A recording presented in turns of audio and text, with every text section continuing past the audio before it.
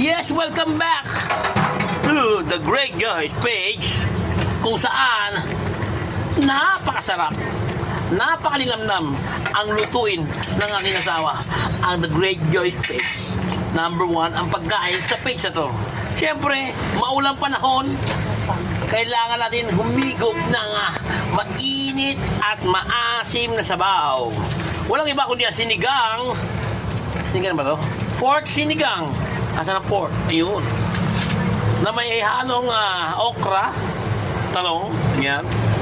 At lalagyan pa yan ng repolyo.